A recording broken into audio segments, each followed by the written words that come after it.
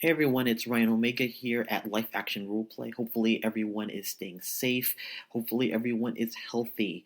We have recorded this particular podcast in early March before we knew that any of this was going to happen. It was Cynthia Marie, Kai, and I able to record at Geeky Teas, and it makes me realize how much I appreciated that time with my friends. And I want to thank especially our Patreon subscribers. Your donations are helping us more than ever. So thank you, thank you, thank you. This is not a plea for you to subscribe to the Patreon. I just want to thank the people who have been subscribing, and thank you so much. We are planning to record more podcasts in the future because we have technology and we can do this virtually, and we're looking for different topics. So if you have topics, please mention that to us, tag us, and we will definitely look at these topics to record in future episodes. The next topic that we plan to do is playing games online, virtually, and ways to stay entertained during this time of isolation and crisis. So we're looking for some suggestions because that is going to help everybody else get through this crisis that we're all going through together. And one more thing, try to find some time today to think of 3 things that you are grateful for. It doesn't matter what those reasons are, just think of 3 things you are grateful for. Try to do this every day during this time. It will put things into perspective, and hopefully it will get you through your day. And now, playback.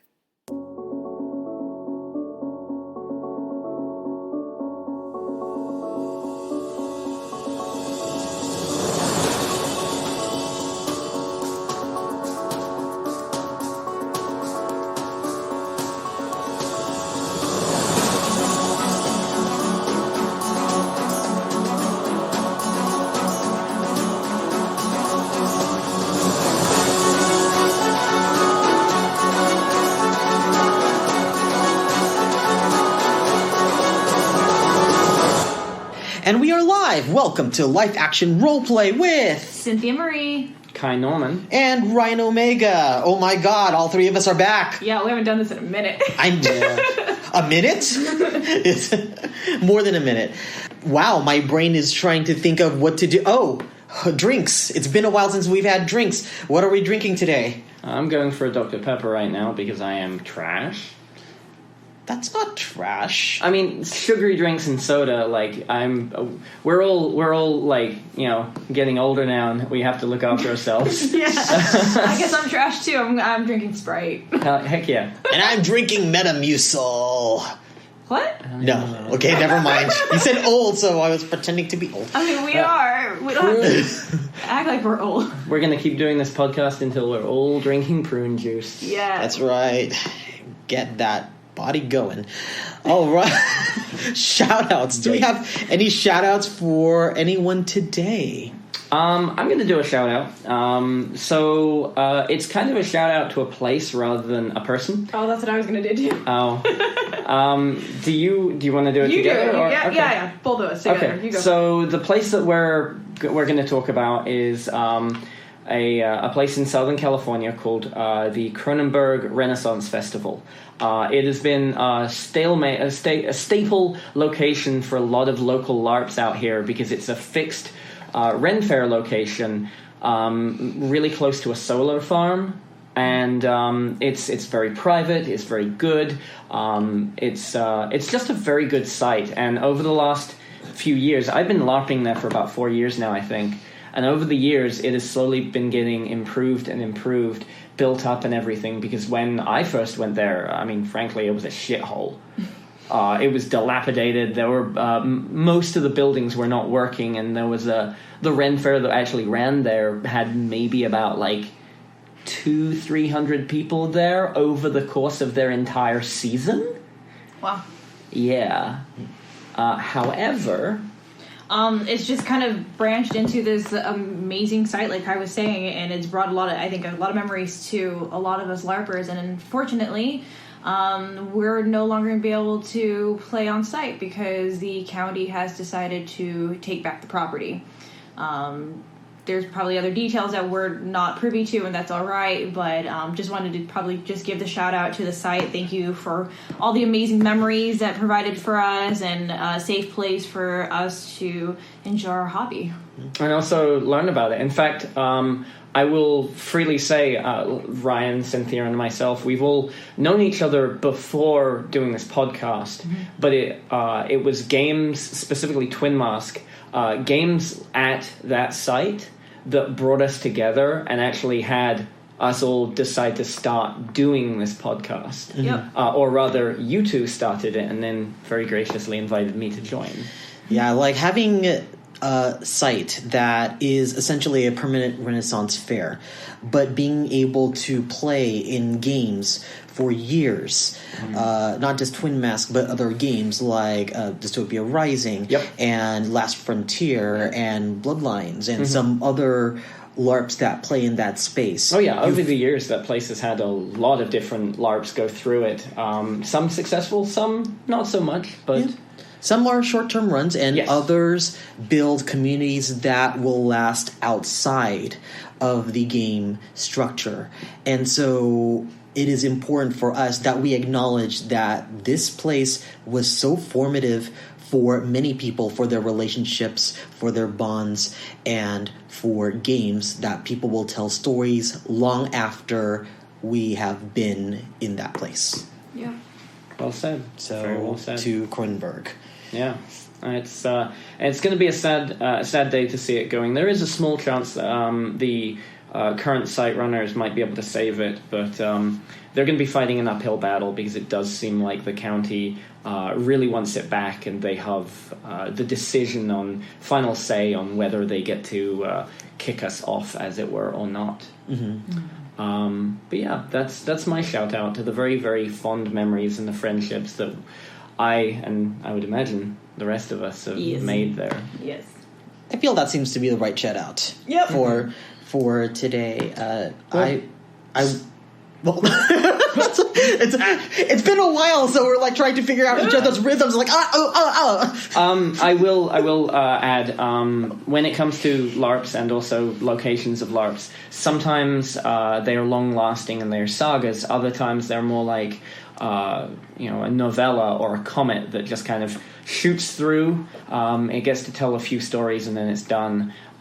So it's important, regardless of what is going on, to remember the good stories with something. Yeah, absolutely. For other shout-outs, I want to give a shout-out to many of our Patreon supporters. Woo! And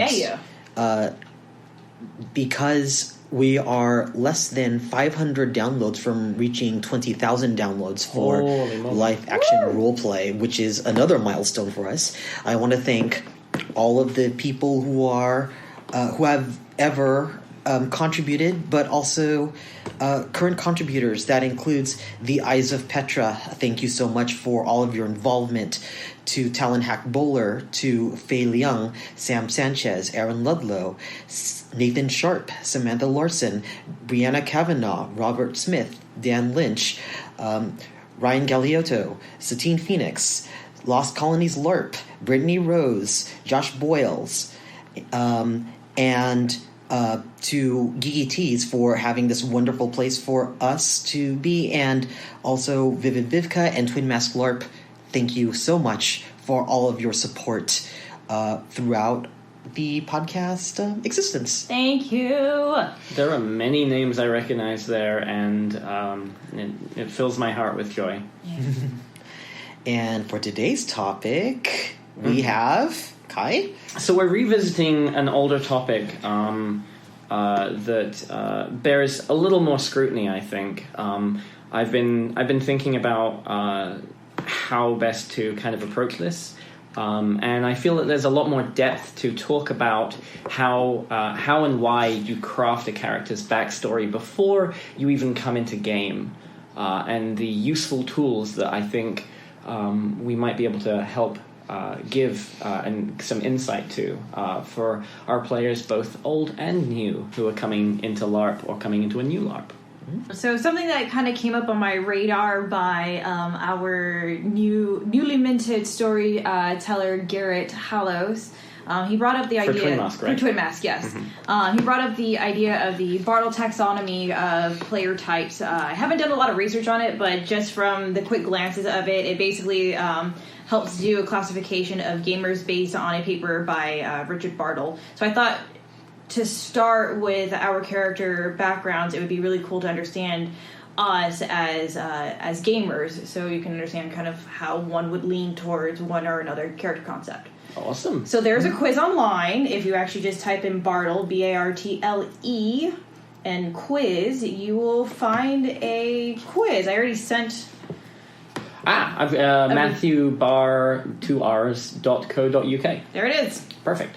So we're going to take a quiz. Okay. Shall we just take a whack at reading them out and run through them? Yes. Okay. So first question. Which is more enjoyable to you? Killing a big monster or bragging about it to your friends? That's really funny. That's not my first question. Oh, okay. Oh, really? Yeah. Wait, do we have different questions? Look.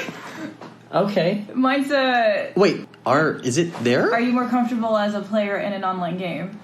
Which makes this test, honestly, way cooler. Yeah. Mm-hmm. Okay, so I guess we'll try to read out a few of these, shoot through them as we're doing our choices. Yes. And then I guess we'll tell you at the end what we are. Okay, so I suggest we kind of start scooting through these questions right now. I already did. And if you get a good question, just kind of call it out. Yeah, and there's some that won't necessarily apply to LARP. Oh, It'll for sure. actually ask like online stuff. But Yeah, this is more about MMORPGs, but still, I think this is going to be pretty useful. So I took it from the stance before already as a online player, and I feel like my play style online or as a gamer in general with video games is very different from LARP. So I would suggest trying to do it from the lens of LARP if you can. Yeah. Like, even my first question, are you more comfortable as a player in an online game? See, that's my first question. Yeah. Oh, wait. Dun dun dun. Sir. Okay. Plot thickens. Would you rather be popular or wealthy? In a LARP, I feel like popular is better. People, I don't know, sometimes I feel that if you're rich, people don't feel you've earned it. Or they feel that you're kind of keeping things back. That is not always true. Mm-hmm. I have actually met quite a few altruistic, wealthy characters that utilize their wealth to really push story and create new stories. Mm-hmm. So there are responsible ways of all of those kinds of play styles. Yeah. Oh, that's a good question. Which would you rather enjoy as an online game player, or in this case, LARP game player, running your own tavern, making your own maps of the world, and selling them? That's a pretty good one. Right?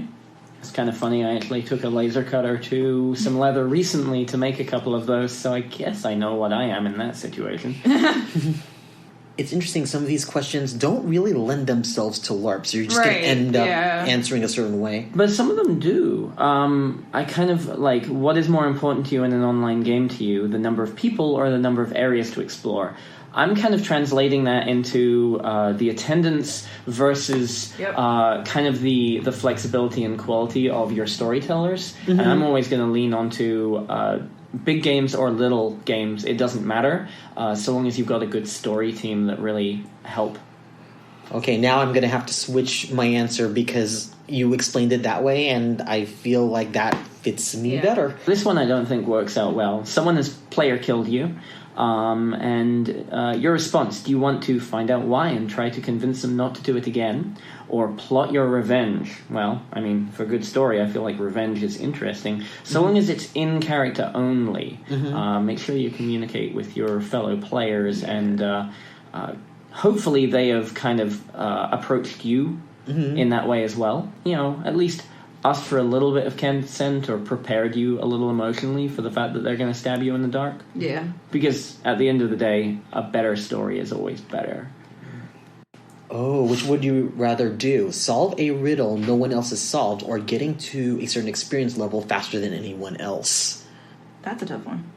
That's an interesting one, because I realized that playing certain characters, a certain answer actually helped more of the community by doing so. So because of that, that's going to influence how I answer that.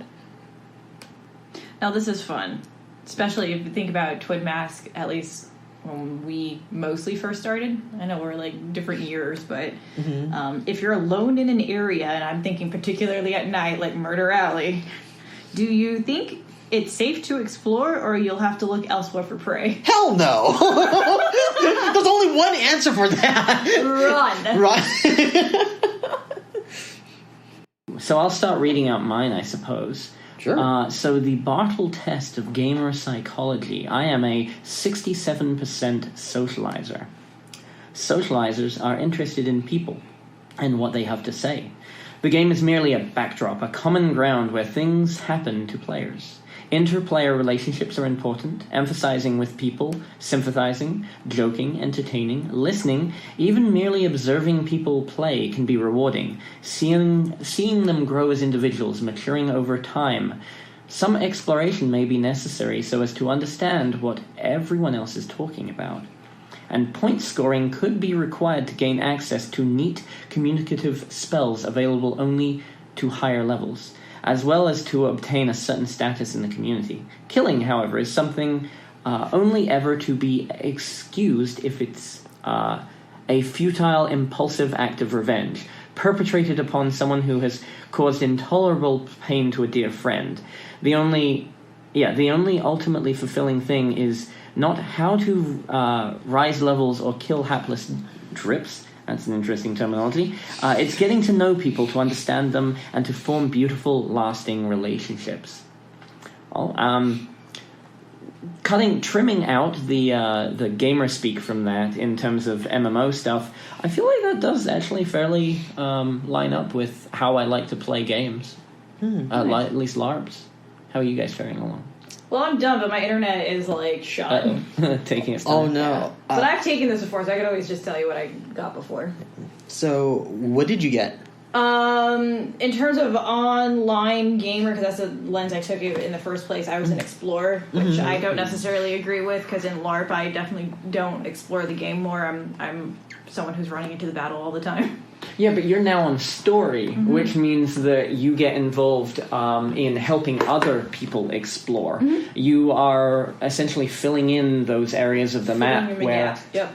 you're filling in those areas of the map in such a way that other people can come across them. Yes, but I also like doing strategy battle plans. So I have a tie, but it only gave me the description for one. So it's 67% explorer, but also 67% achiever. Ooh. Okay. And I'll read what I have for explorer because that's what showed up. Explorers delight in having the game expose its internal machinations to them. They try progressively esoteric actions in wild, out-of-the-way places, looking for interesting features and figuring out how things work. Scoring points may be necessary to enter the next phase of exploration, but it's tedious and anyone with half a brain can do it. Killing is quicker and might be a constructive exercise in its own right, but it causes too much hassle in the long run if the deceased return to seek retribution. Socializing can be informative as a source of new ideas to try out, but most of what people say is irrelevant or old hat. The real fun comes only from discovery and making the most complete set of maps in existence. When I read it, it doesn't sound like me. Yeah. But I'm imagining that the achiever portion, you want to get that A in that class is closer to what I probably will have my playstyle as. Nice. Just based off of this. Yeah, I was closer to explorer, killer, and achiever. Killer and achiever were like the 67% for me. Ooh. Yeah. My killer is 7%. I actually don't like killing. Oh. Well, shit. Interesting enough, so I'm 67% socializer, 60% explorer, 40% killer, and 33% achiever. Interesting. We're all so different. I expected us to be really, kind of on the same page, but I'm quite surprised to see how different we are on that. Which is rather fun. It would be a really good party, actually. You would probably be a warrior type. Yep. Easily. Yep. You would be a rogue. Yeah. Just naturally. More like the party face. The party face. Yeah, the bard. Yep. Bard that works. Because jack of all trades. Interestingly enough, food for fact, or that's not how that phrase goes, but it is now. Wow. An interesting point. I have never played a bard. What? It's one of the few classes I've never played. Anyway, but it's the best. I've never played it. I mean, we know you play a bard very aggressively with sirens. Yeah. A lot. And I would be a combination cleric wizard. Because I want to heal everybody and support everybody, but I want to shoot things from a distance. I'm a monk bard. I've legit come into my monk self in the last year. Cool. Love monks. Okay, so that's pretty insightful. I think that's quite fun. Yeah.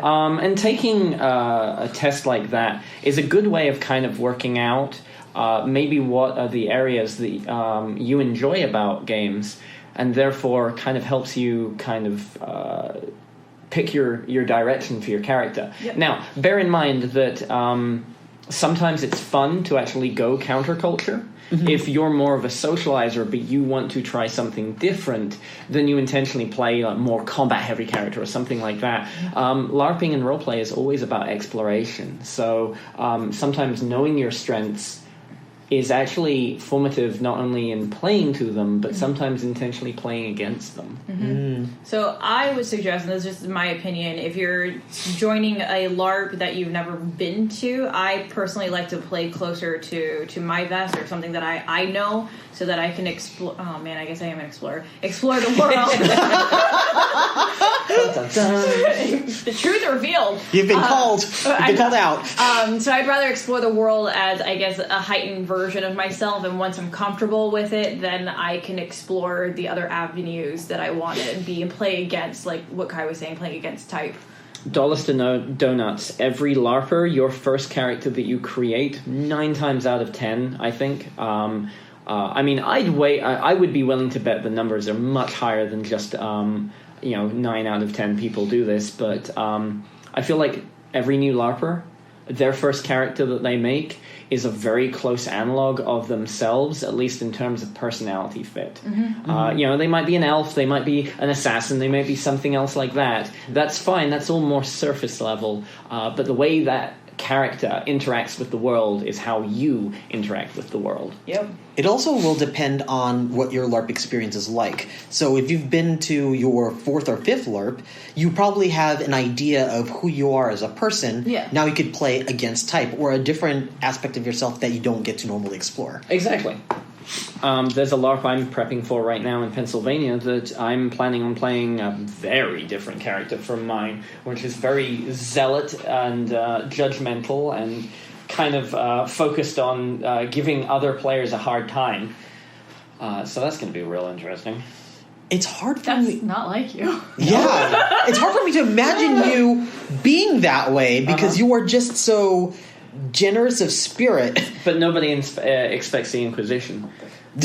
No, literally. That's basically what I'm going as. I'm going as like a fire and brimstone, like, we're going to burn you at the stake kind of character, because it lends well with the setting.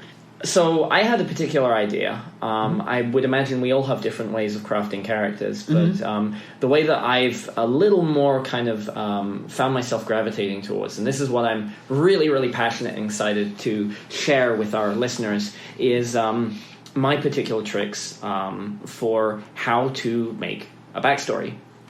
The first step of it is imagine your backstory in the world of the game as a bubble. That bubble is big enough that it can take up like a fair amount of land, but ultimately that bubble is only about maybe 5-10 miles wide at most. You can see the edges of your bubble because this is where you start. This is your, as we've said, your backstory. If you make up a little village and you have a whole bunch of crazy shit go down in that village, that's okay. Because anything that happens in that village doesn't really influence the greater world around. So you can have some very powerful decisions for your character and the ways that you're shaped around things. However, whatever you decide to do in that village and your character has done or had done to them that shapes them doesn't affect the overall kind of like global political story of the game.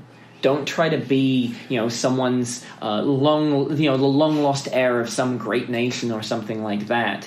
Don't try to be the great white hope for like some other groups of things. Or there's countless kind of more megalomaniacal kind of character concepts that if the storytellers of the game give you license to actually make, then by all means embrace that.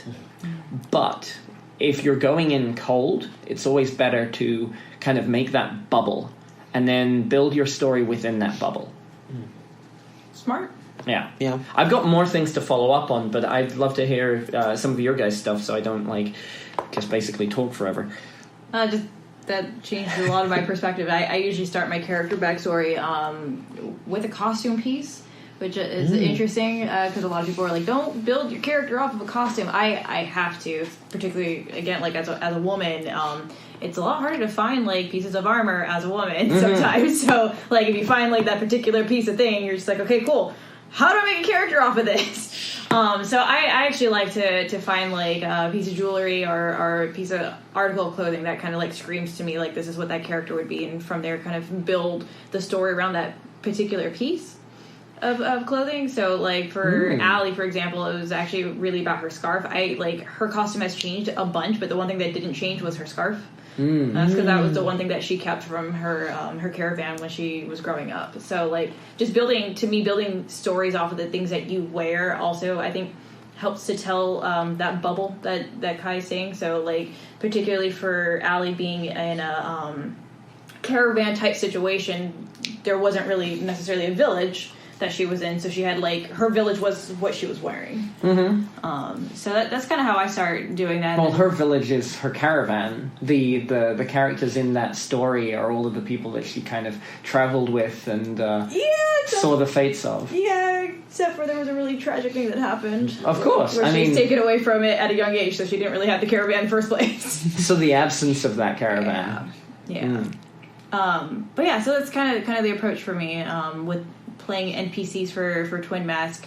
It's also I kind of navigate that differently. It's not necessarily about the costume anymore, but more of where can I fill a gap for folks. So I guess going back to the explorer thing, I try to fill the gap of the map so that people have a more fleshed out world to enjoy. Which is pretty awesome. Yeah. How about what's a piece that you like to do, Ryan? So what I do is I'm very utilitarian.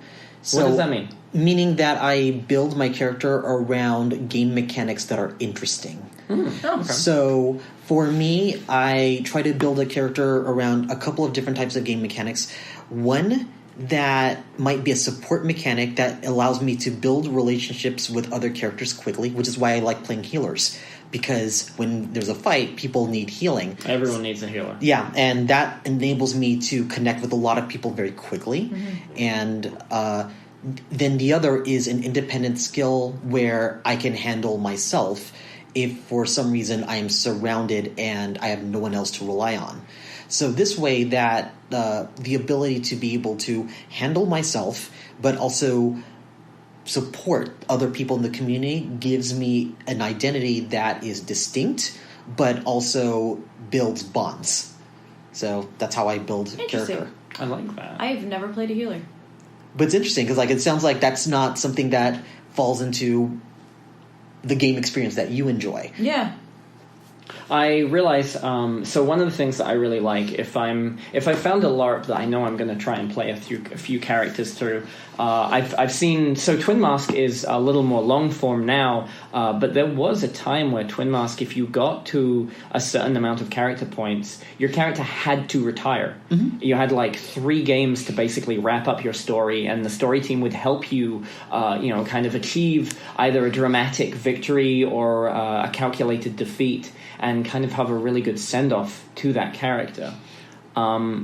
So in games that are a lot more kind of, rotating through like that, I guess this works out. But I am going off on a tangent as to why, not what. The what is sometimes it's really cool to pick a few things about the world that your character actively avoids. In Twin Mask, I always avoid Fey politics. And I always avoid dream magic. Sorry. Literally the two things that I play. But that's the point. It's awesome. Now, by me avoiding those two things, my character in Twin Mask, I actively see, crazy dream monsters running around and wreaking terror, and I'm like, that's going to be my problem in about... checks pocket watch, 5 minutes, but right now that's an over there problem, and it's dream magic bullshit, so I'm going to let the dream mages solve that. And I've actively, intentionally avoided learning about those things, and I just dismiss it as, oh, that's dream bullshit. Like, it's crazy wibbly-wobbly, timey-wimey nonsense. Likewise, Fae, it's just like, ugh, Fae politics, no thank you. And I just walk away.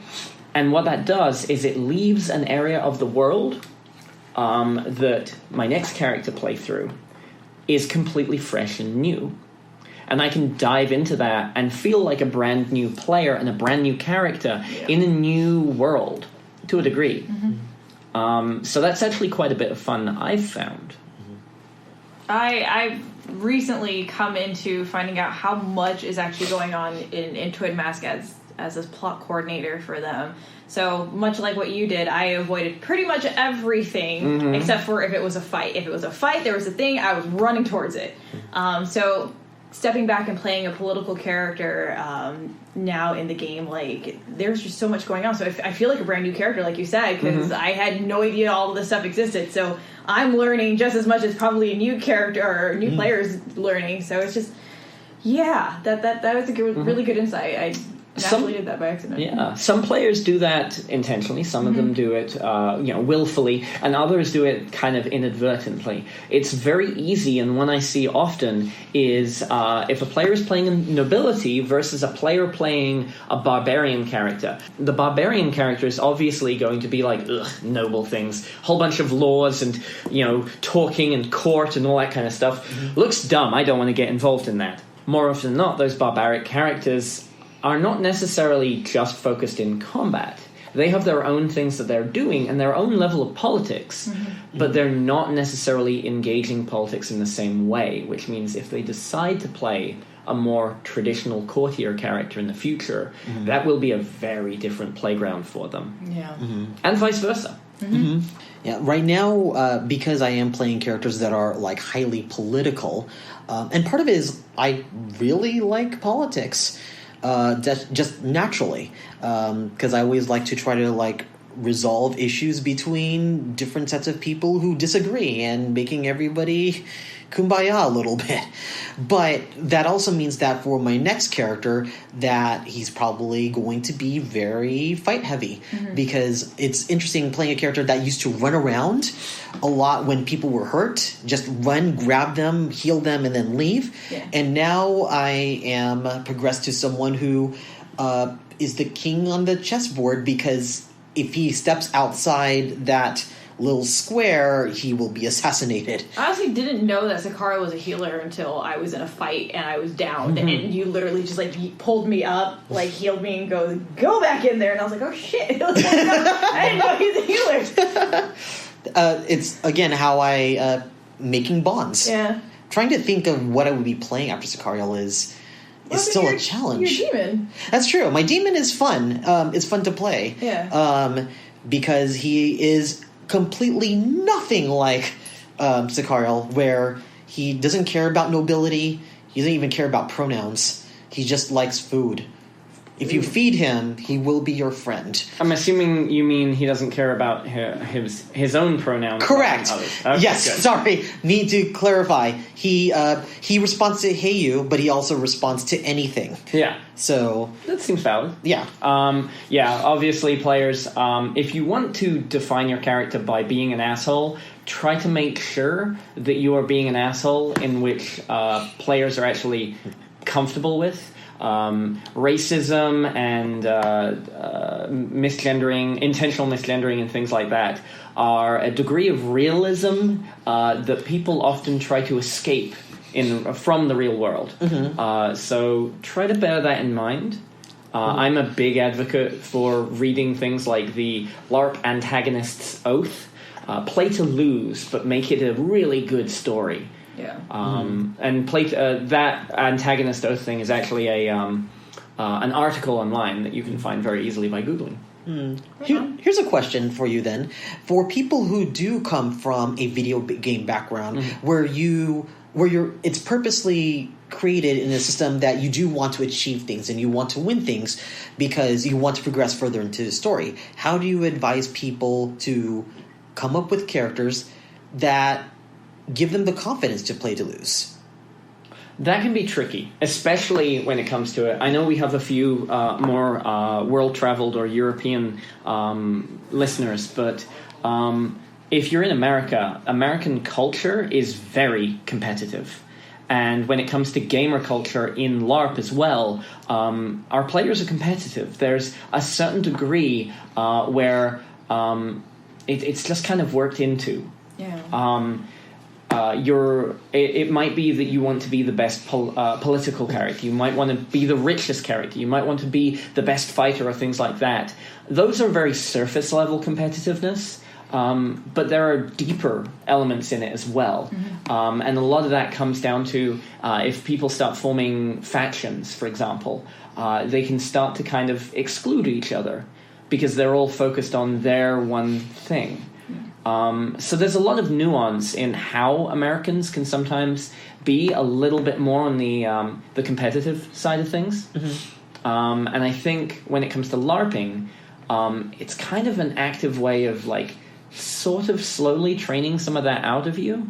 Because most LARPers, when they start in America, at least that I've noticed, they're trying to achieve something. They want money, they want item cards, they want to be a king, they want something. They have a goal rather than thinking more about how can I tell this story.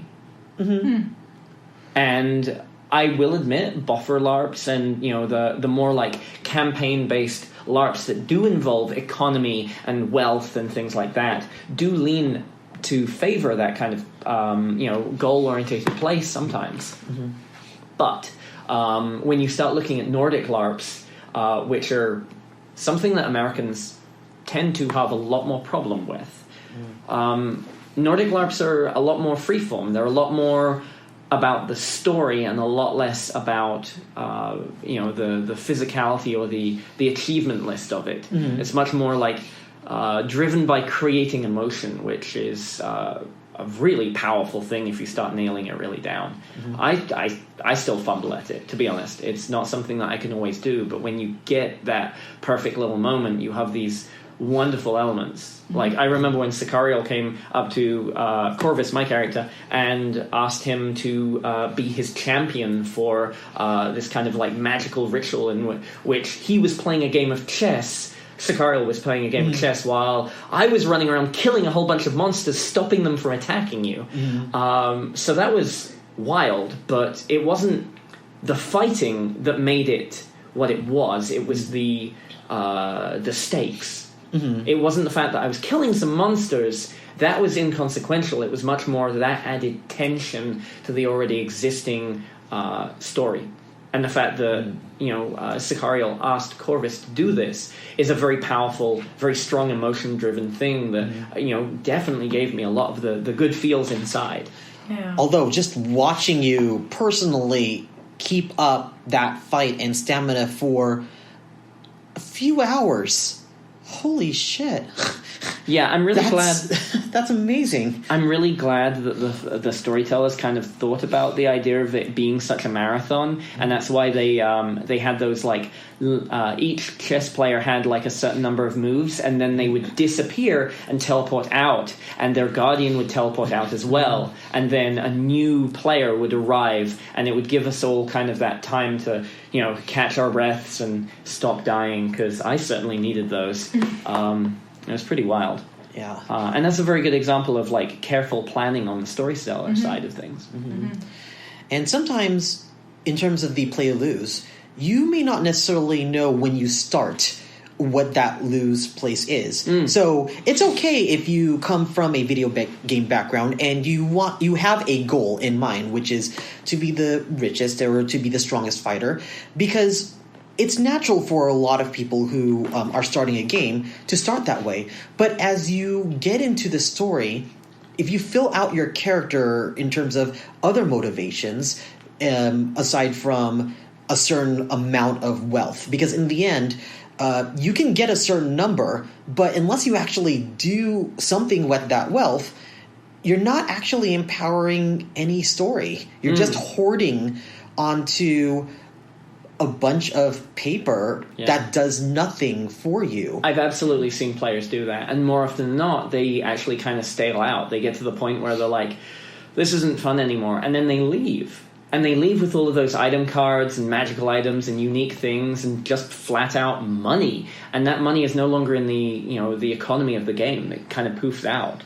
Which can be a little disruptive to the experience. I feel like I had a completely different approach when I got into the game because I never tried to be an achiever in the game. So I had kind of the perfect storm playing Allie because I walked into a family that already had money with Laurel, right? Like I had talked to her and I was like, well, how should I make money? And she was like, oh, I got that. Don't worry about it. Okay. Sugar mama. Right? And then I was like, okay, well maybe I can be a fighter and stuff like that, which is what I kind of threw myself into. So I didn't really even try to build my character. In fact, I think I have still less than 100 points in my character sheets. Not that I don't have it banked, but just because I never spent the skill points because that part didn't matter to me. I already had the character I wanted to play. I wanted to explore my natural ability rather than I have a parry. Here you go. I actually wanted to physically do it. And I even took the physical damage, or not physical, the damage, even if I knew that I had, a couple of the skill set that could have moved out of it, because it was better story. So I think I was more into, exploring the story, rather than trying to be an achiever to think. So, when I hear other people trying to, min-max their characters, or, they gotta get, all these gathering things, I kind of look at them I don't understand this. And that's okay. And that's absolutely okay, because there are lots of different play styles and ways to enjoy the game. As we've talked about, there's that the test that we just took, and that does set the precedent of how do you more lean, but also you can always counterculture it. Something that you were saying, Ryan, that I realized I forgot and I wanted to chime in on. You were talking about the wealth gathering and the hoarding and things like that. Yeah. Something that I believe very firmly is the journey is more important than the destination. I feel like I've dropped that little line in this podcast before. I love it because, I have a tattoo that's basically dedicated to that ideal, and it's something that I try to always remind myself of. And every time I forget, it may just be for me, but I find the universe kicks me a little bit and reminds me to enjoy the journey, not to be so focused on the end destination. For LARP, it's not, winning that counts. It's, as corny as this sounds, the friends that you've made along the way. Yep. I could attest to that. I had mentioned earlier that it took me 2 years to find the one answer, the one thing that my character has been looking for. And when I finally met my demise, literally, it was the friends that my character made that scene so much more dramatic, because they were all standing there when I was dying. So for 10 minutes, y'all, talk about endurance. For 10 minutes, I had to cry and scream while I was dying. Ooh. Yikes. Wow. And a full circle of, I would say at least half of the people, my character didn't know. I know the players. And it was just incredible to see, what player did what to help me through that. Laurel was there, obviously, when I was dying. And, I was going to do this whole crazy physical thing where I was going to, start arching, and because I was told, the direction was, you're literally getting erased. This hurts. So I was going to start doing all, crazy back bends and stuff like that, and, make it look really creepy and cool. And then my character's sister, Laurel Bay, just, launches herself on me. And I was like, all right, well. Yes, that's not happening. That's not happening. Crying and screaming it is. But it took me 2 years to find an answer. Literally my first game, I was tossed to a chess piece. You guys have probably heard me talk about this story, for a year or two now with this podcast. Finally got the answer to that, and it was my character's death. Cool. So endurance is insanity, and I forgot where I was going with it, but yeah. Now, Ryan, do you have anything to add to that? I kind of want to harken back to the moment where Sicario asked Corvus to be his champion. Sure. Because at the end of that, Sicario, in order to... when he looked at all the Dreamers and we were losing fighters. I mean, you managed to be one of the few fighters that was still happening, or still going, and it was getting way late. And Sicario, knowing that we lost a lot of people, thought, if I could stop this game right now, then they can't hurt anymore. They can't hurt anymore. So Sicario, in a very dramatic way, took the chessboard and flipped it over. I remember this. Yeah. And in fact, I remember this being talked about in the podcast just after it happened. Mm-hmm. It was a super powerful, bold move. And, I mean, so more recently, I've heard the phrase strong narrative choices. Yeah. Mm-hmm.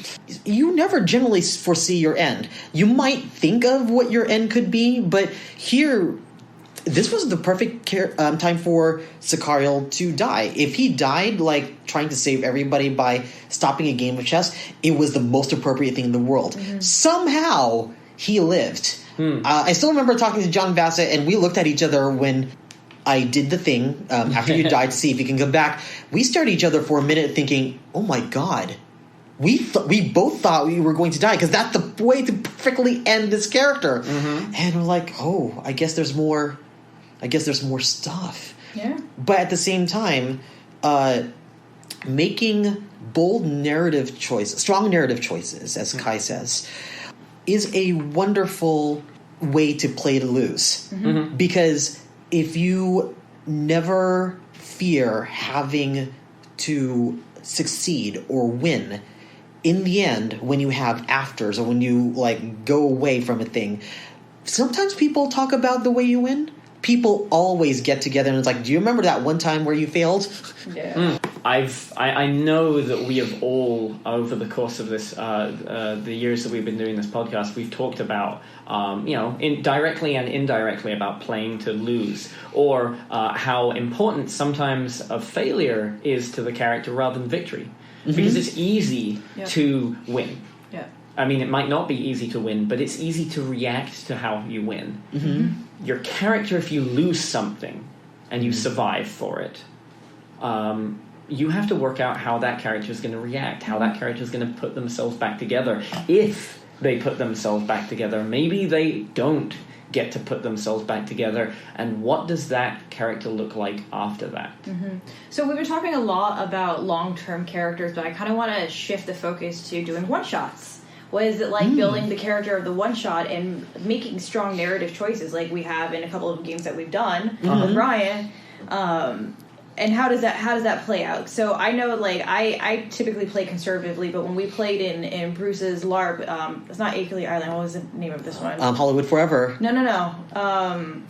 It was The King in Yellow. Yeah, there you go. The King in Yellow. Yeah. So it was a cosmic horror type genre. It definitely was a big play to lose sort of a deal. And for the first time, I never actually really wanted to kill my character. And at that point, I made a very strong choice, which ended up killing my character. Yep. Which apparently is how you, and I'm air quoting, win that game. Which was very interesting to look at it from that perspective. But when I started seeing more and more people start making these big choices, which inadvertently ends up killing your character, that was your way out of the game.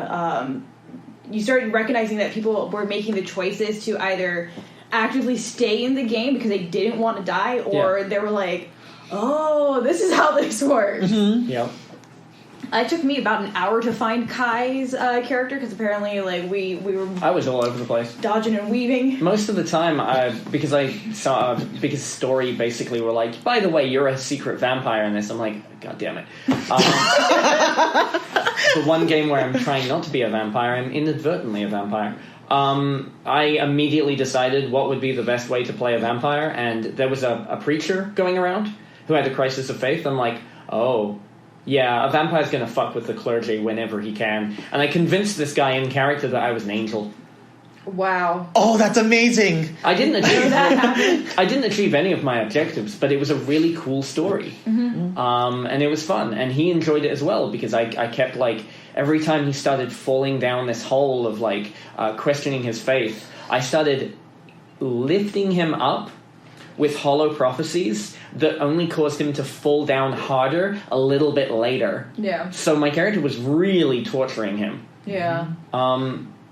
However, I realize, especially when we've been talking about, like, for new players and gamers, like, don't forget to play to lose and stuff. That is a valid playstyle, but I want to boil down, or if we're okay with this, backtrack a little bit to some of the more generic or general useful tools for building a character in this. I remember that you mentioned, Sin, you mentioned about kind of building a character. First, kind of take a few costume pieces and build from there. And you said that some people have said don't do that. I don't think that's a bad idea. There are some methods that work for people and there's some that don't. Experiment, try out things and see what works. I think costume, because I love costume, we are all guilty of being rather extra when it comes to characters. So extra. Just a little bit extra. As Kai's new sword is literally sitting here with a brand new hilt that looks amazing. Yeah. Continuing on.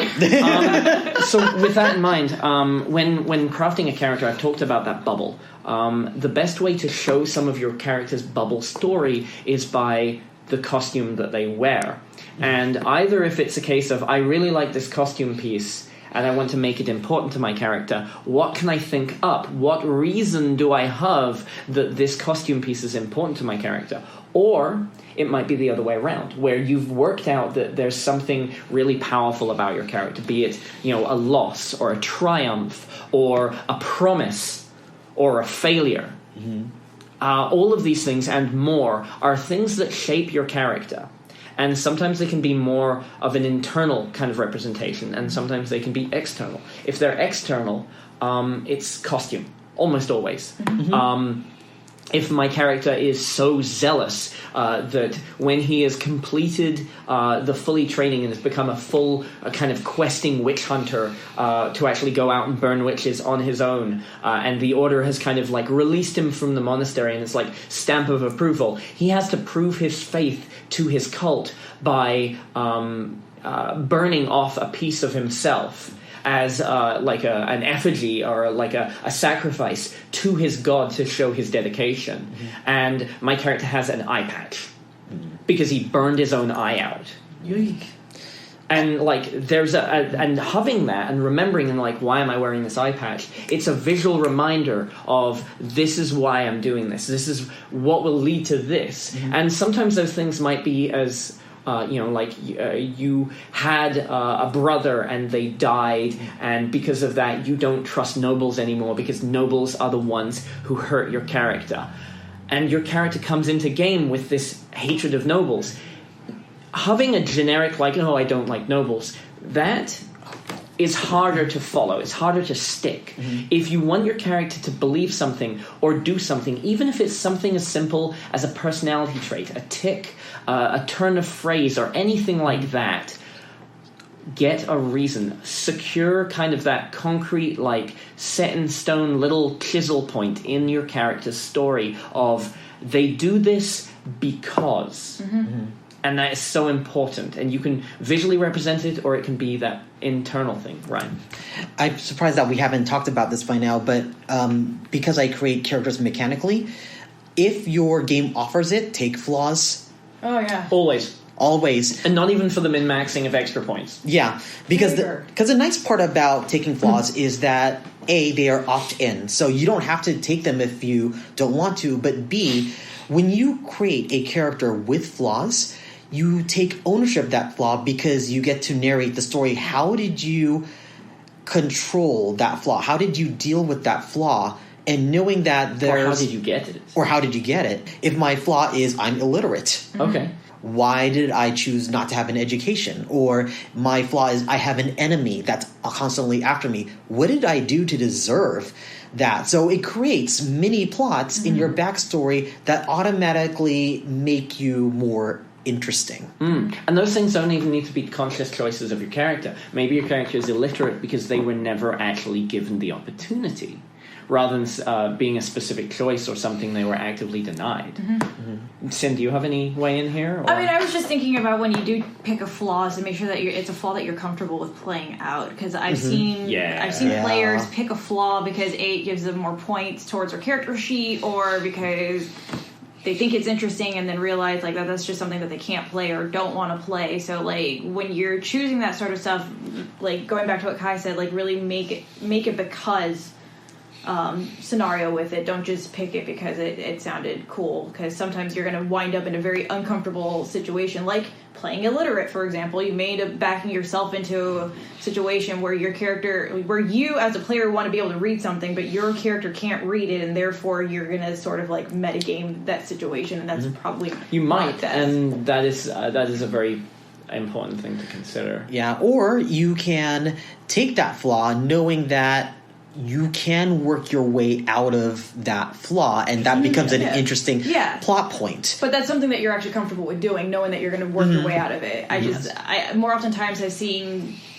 sheets and be like, oh, that person has that flaw, but I've never actually seen them do that thing. Right. Oh yeah, no, absolutely. And I think I've mentioned before there was a skill in Twin Mask called Sovereign Zeal, and you have a certain things that you're proud of, and you're so proud of them that if someone disrespects it, and you don't actively try to defend it and get the last word in on defending it, in however you might do that, physically, verbally, mentally, I don't know. But if you don't actively try to defend that viewpoint or that thing, then you suffer consequences for it. In Twin Mask, you can't use any of your skills for like half an hour, which can be really crippling. And I've definitely had times where I just quick react, and my character's mouth is just running, and instantly being like, well, I'm like, oh my god, what am I doing? But that's great. That is an example of, kind of the character running away from you in a good way, where you start to get so used to playing a flaw, it's not even a flaw anymore, it's just a character attribute. It's a way that you play your character. It's a signature of your character. Like, there was a guy who talked shit about my character's mother, and he didn't even really intend it. He just meant it as like a drill sergeant jibe. And my character stopped this training session and was basically ready to, like, slap him in the face with a steel gauntlet and challenge him to a duel, because that was just the way my character was. And it was a really cool story point, and it kind of told some of the story of what my character is to a bunch of people. And people were like, whoa, wow, I guess that character really, family is really important to him. And it's like, yeah. So if you're picking a flaw, even if you're playing a game that doesn't have flaws, find things wrong with your character, because playing, and I know some people would disagree with me in regards to Superman, but I think Superman, for most of the stories of Superman, is a very two-dimensional character. He is awesome until he isn't. He is unkillable until a little green rock shows up, and then he's weak as a kitten. I don't consider Superman to be a very good character. Batman, however, Batman is full of problems. You don't become a 1%er billionaire and then decide you want to fight crime and, like, cry about your parents and just all of the fucked up things that he gets up to, including raising orphans to be, sidekicks and martial arts ninjas and things. Like, that dude has problems. Oh, yeah. And it's fascinating to see them. He has a lot of good traits, but, Batman's kind of fucked up. Yeah. So I will go on this comic books straight with you. I absolutely love Wonder Woman. I think one of the most appealing things about Wonder Woman is the fact that she straddles kind of both Superman and Batman. So she was made as a goddess and being perfect and kind of this two-dimensional, like, I'm going to kick ass. But the writers have done a really good job, at least in recent times, of painting a very dangerous scape for her, where she actually has to navigate the political, like, waters of things. So she, in an episode, in a issue, yes, in an issue, she actually kills Maxwell Lord. She snaps his neck and like downed. So like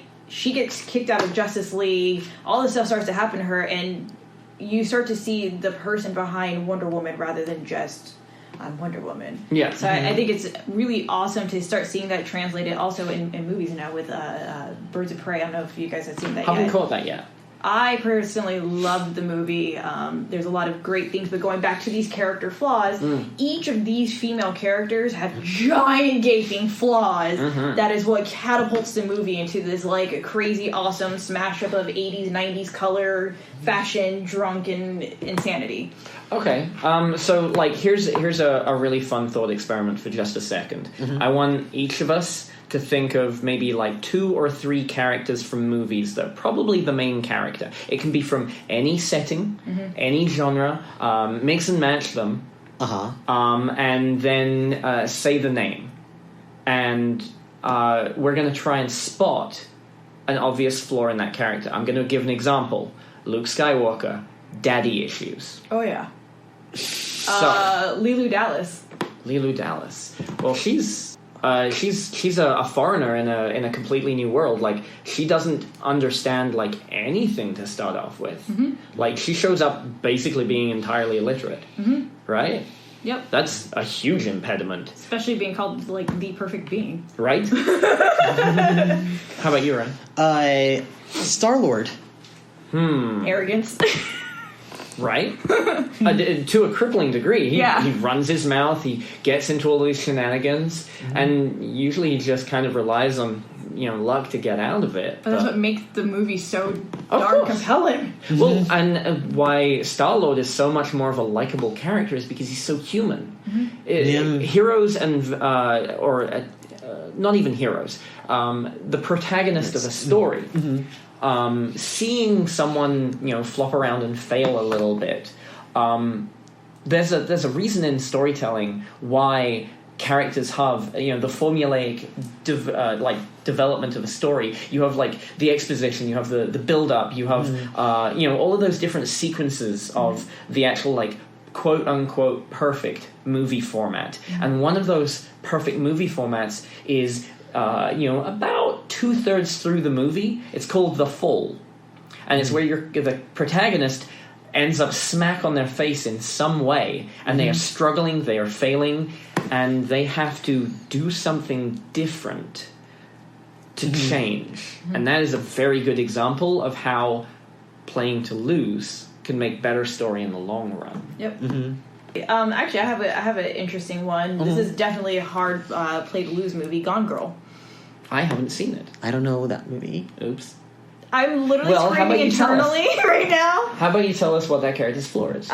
So it's circled around a woman who basically, weirdly enough, blackmails her husband. Like, she fakes her death, leaves, and she leaves him clues of things, and he starts kind of going down like this crazy route trying to find her. But her deep flaw is that she just wants attention, basically. Yeah. So she does this like whole crazy thing. It's insanity. Like, I don't even want to like reveal if anyone else hasn't seen it. Yeah, that sounds kind of spoilery. It's intense. It's an intense movie. Ben Affleck is in it, and oh my gosh, what's her name? She like got a award for this. Anyways, she's fantastic at it. But it's kind of this like serial killer thriller movie. It's intense, but she like both characters are very, very flawed. So Ben Affleck plays the husband who's his flaw is, what is it? He's basically cares too much. So she thinks that he doesn't care about her at all, but in reality he cares too much about like himself. Oh, so he's self-absorbed. Okay, and how selfish, self-absorbed. Yeah, and how it looks to the public. So he's constantly trying to solve this because he needs to find his wife, because his wife is gone. And like when you find her again and you find the reasons why she did what she did, like you start to realize that they're both monsters. Yeah, let's put it out there. But you start to realize that he's much more of a monster than the movie let on in the first place. Yeah. Oh, okay, that sounds like a good bit of exposition and storytelling there. It's either you like the movie or you don't like the movie. My sister hates the movie, so I loved it. But one of the important things when you're actually kind of developing flaws and characters and things like that, if you've got important stuff about your character's backstory, sometimes it lends well for that story element kind of never to really surface, and it's kind of a private thing that your character's never really going to admit to. There is some strength in having those like secret motivations, but this is LARP. This is all about fun, entertainment, good story, and collaboration. Get it out there. If your character has a reason for something, try to use some exposition in actually showing why you're doing something. It doesn't have to be specifically just like, losing your hand and screaming, "I've got daddy issues." Right. But definitely try your best to kind of show what your character is going on, because unlike a movie where people kind of sit by and watch it play out, in LARP it's all participation. Yeah. And sometimes people will feel like you're just being a jackass for no reason, or you're doing that because you're more not doing something. You're making a decision that's more based in out of character consequences than in character story or something like that. That holds so true when you're playing a one shot campaign. Like, you can't hold that stuff in. Like, I learned that in Bruce's game with the King in Yellow, was I had all of these secrets, and at first I was like, okay, well, I'm just going to kind of siphon them out, like, to different people, and then I started realizing that I was running down the clock, and, like, I needed information from people, and people weren't giving it to me, and I was like, all right, cool. So I just started, like, spatting it out to, like, anybody who was coming to listen to me to see what the consequences were. So, yeah, if you have stuff that either your storyteller has told you, or it's, like, consequential to your storyline, and you need, like, get it out. People want to hear it. People want to be able to react to you. Yeah, and as one of the storytellers for the King in Yellow LARP, it is always more interesting when you decide to just, I'm going to put it out there, let's see what happens. Once you've almost lost everything, then everything automatically becomes story. And you suddenly can't, anything that you do, any interaction that you have, you become very present, because at that moment, you've lost everything and you have to be alive in order to survive. It's now time to wrap up. Yeah. Particularly because I think the store's going to close soon. Yeah. Oh, that's true. We are Geeky Tees.